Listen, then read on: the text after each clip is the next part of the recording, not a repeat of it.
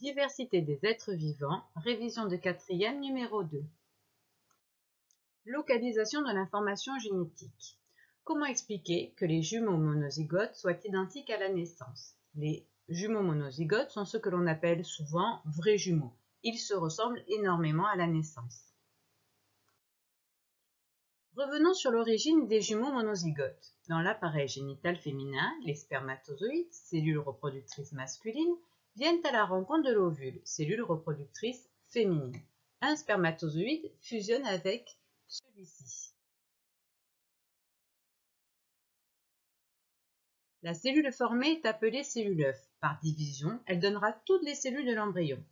Par accident, elle peut se séparer pour redonner deux cellules œufs à l'origine de deux embryons, puis de deux jumeaux présentant les mêmes caractères héréditaires.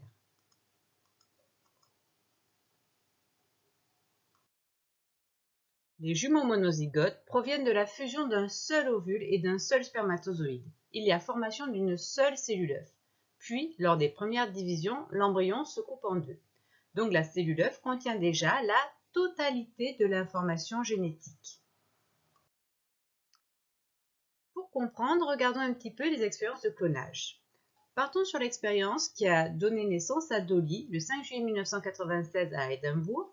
C'est la première fois où on réussit à faire un clonage des mammifères. Alors au départ, on sélectionne une brebis A et une brebis B qui sont distinctes.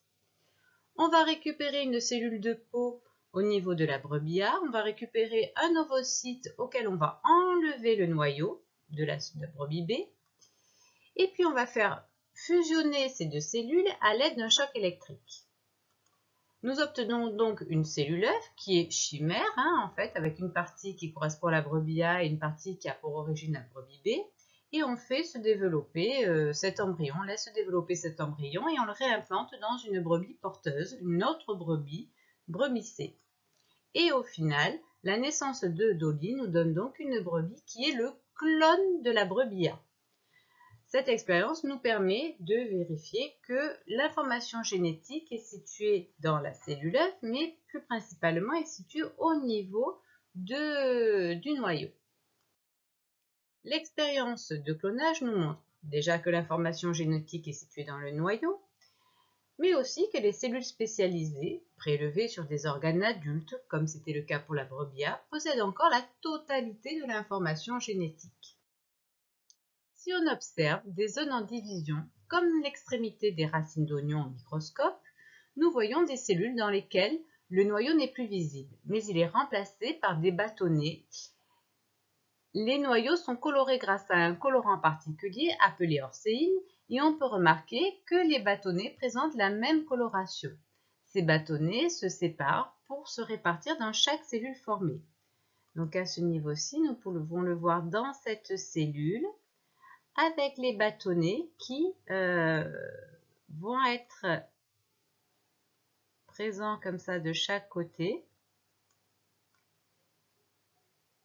Au niveau de cette extrémité de racine, nous avons parfois des noyaux qui sont bien formés et parfois des noyaux qui commencent déjà à se désagréger. Donc plusieurs stades sont visibles sur cette micrographie.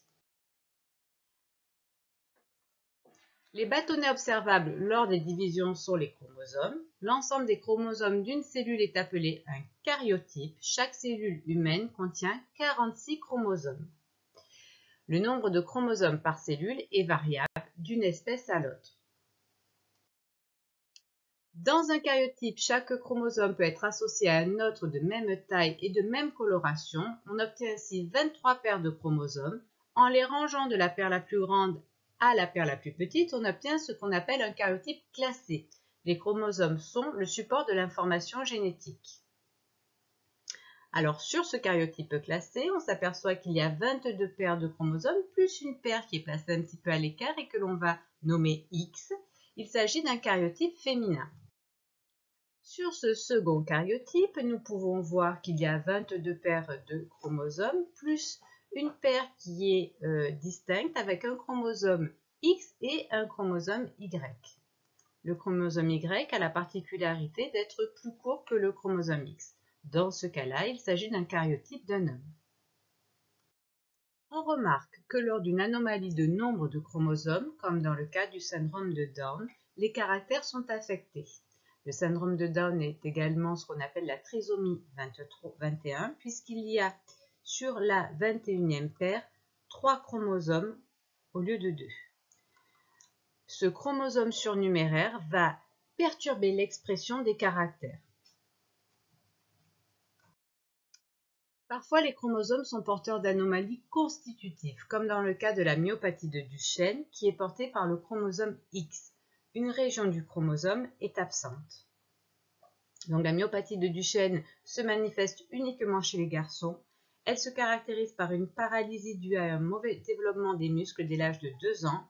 Les malades fabriquent une protéine anormale qui perturbe le fonctionnement musculaire. Leur karyotype possède pourtant 23 paires de chromosomes.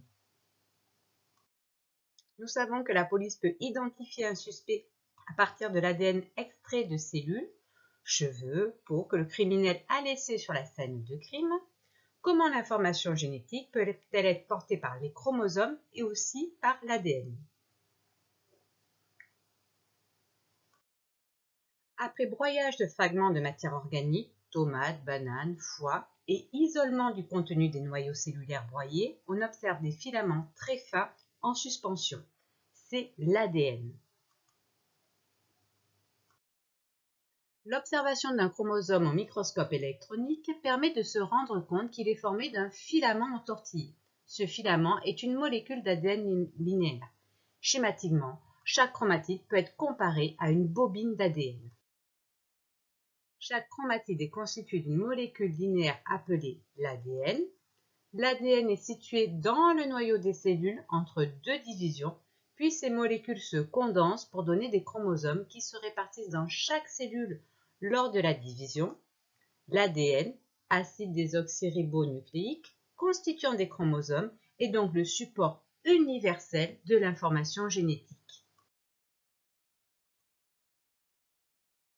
Nous avons terminé la seconde partie des révisions. Vous pouvez passer à la troisième et dernière partie.